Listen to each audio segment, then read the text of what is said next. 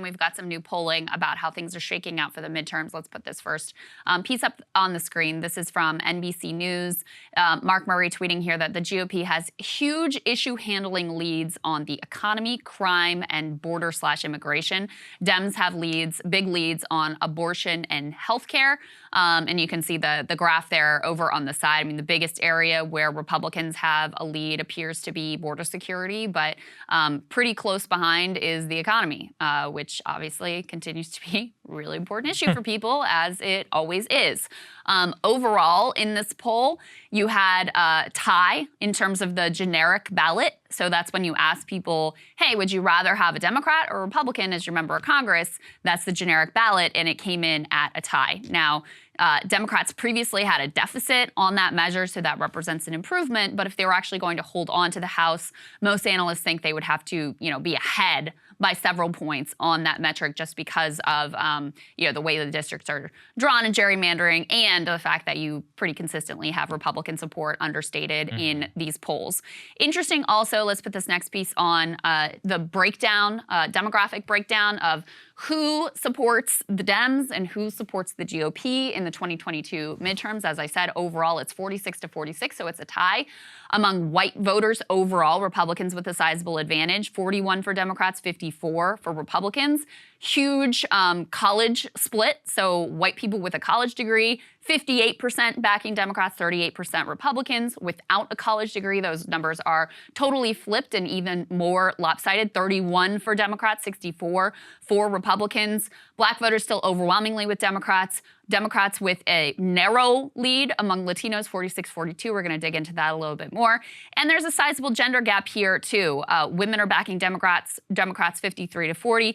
Men are backing Republicans, 39 for Democrats, 53 for Republicans. So that is kind of the overall picture that is coming out of this NBC News poll. Yeah, it's interesting also, whenever you're looking even more into the breakdown, in terms of what voters care about and what they also believe about the economy, it matters a lot. 63% of voters believe their income has fallen behind the cost of living. 58% disapprove of Biden's handling of the economy. So even though you have like that 46, something, and during the 2020 campaign, something I would always hear from the Trump folks was, yes, you look at all that, but look at his economic numbers. And always he was either tied or slightly above Joe Biden. And so when I see this and I see the economy so heavily weighted towards Republicans, again at 47-28 in terms of who you think is going to handle things better, that's just a tremendous lead that it's going to be very, very hard to decouple from. And, demographics and all that other stuff aside, the one thing that we all have to deal with is prices. And whenever prices are high, as they are right now, 8.2, I think, percent, inflation highest in over 40 years, there's just going to be a price for that. I don't think there's any way to spin it, Krystal. And abortion and all that other stuff aside, structurally, things are looking pretty good. I mean, so we actually, down in Atlanta, we gave our predictions for the midterms. Should give them away here, too. Yeah, shameless prognostications that I'm sure will backfire and blow up in our faces, but what the hell.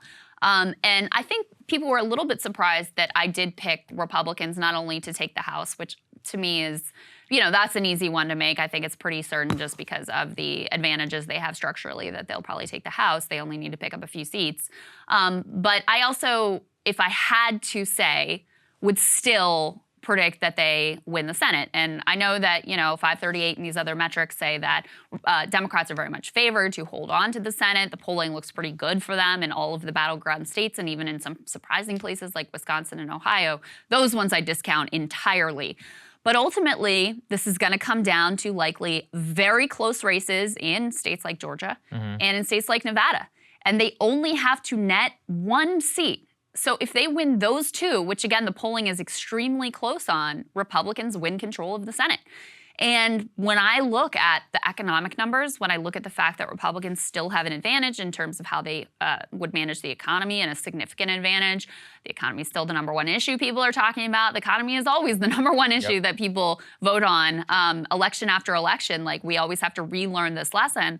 When you look at the fact that, Biden's approval is a little better, but it's still not good, when you still have so many people saying the nation is on the wrong track, and you have the historic precedent of the party in power doing poorly in this first midterm election, it's just hard for me to really believe that abortion is going to be enough to completely turn the fortunes around for Democrats. Now, is it going to be closer than expected? Yes, of course. Now they have a shot. They didn't have a shot before.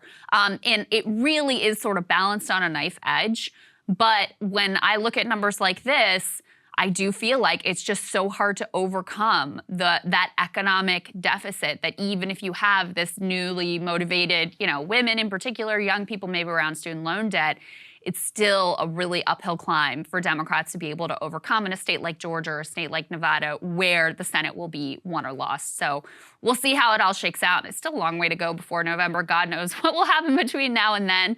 But even as Democrats have very much improved their positioning, I still think it's going to be a tough hill to climb. I co-sign all of that. And yeah, I think it's very important just to underscore why that is such an important dynamic. And all the polls, exciting ones, which are probably fake and completely wrong, just like they were in 2020, it's more of a bet on that and not always just bet on the absolute quote-unquote fundamental that has ruled American politics now for decades, which is it's the economy, stupid. It's a joke and a meme for a reason because it literally is basically the only thing that really matters whenever people come to the ballot box. Cable news is ripping us apart, dividing the country, making it impossible to function as a society, and making it impossible to know just what is true and what is false.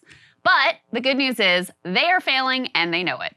That is why we're building something new, a new mainstream, a healthier one, something more trustworthy, something that we are going to need in one of the most pivotal times in American history. We are building up here for the midterms, for the upcoming presidential election, but we need your help. So if you can help us out by becoming a premium member today at breakingpoints.com, we're trying to change America for the better and the entire world. So what are you waiting for, guys? Go to breakingpoints.com and sign up and help us build a new mainstream.